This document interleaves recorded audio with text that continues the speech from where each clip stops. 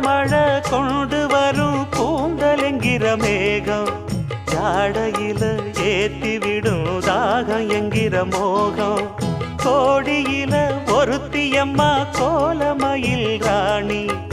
ஆடி வரும் பூங்கலசம் அழகிருக்கும் மேனி தேர் நடந்து தெருவில் வரும் ஊர்வலமா ஊருலகில் அவளை போல பேர் வருமா